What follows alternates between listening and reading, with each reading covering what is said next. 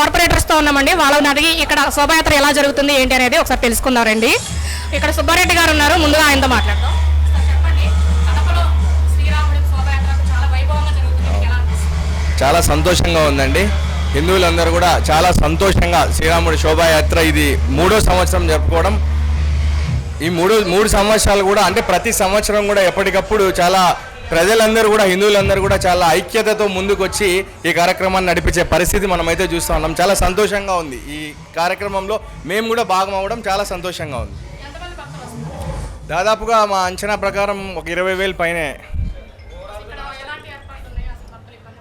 భక్తులు ఇబ్బంది పడకుండా ఎక్కడికక్కడ అల్పాహారం అయితేనేమి, పానకాలు అయితేనేమి, రాముడికి సంబంధించిన శోభాయాత్ర జరుగుతుంది కాబట్టి ఎక్కడికక్కడ అన్ని ఏర్పాట్లు కూడా ఎవరైతే భక్తులు పాల్గొంటారో వాళ్ళందరికీ కూడా వాటర్ అయితేనేమి, ఈ పానకం అయితేనేమి, అల్పాహారాలు అయితేనేమి, భోజనాలు అయితేనేమి ఇవన్నీ కూడా పుష్కలంగా ఎక్కడికక్కడ ఏర్పాటు చేయడం జరిగింది.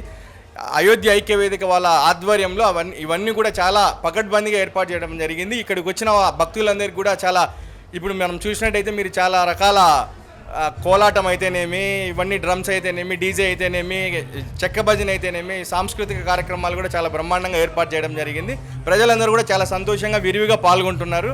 ఇంకా ఈ శోభాయాత్ర దాదాపుగా రాత్రి 11 వరకు కూడా జరిగే పరిస్థితి ఉంటుంది. ఈ టౌన్ మొత్తం తిరిగి మళ్ళీ మనం అక్కడికి కోదండ రామాలయంలోకి చేరుకోవడానికి దాదాపుగా రాత్రి వరకు జరిగే పరిస్థితి ఉంటుంది. ఇంకా కొంచెం టైం జరిగితే ప్రజలందరూ కూడా పెద్ద ఎత్తున పాల్గొనే అవకాశం ఉంటుంది.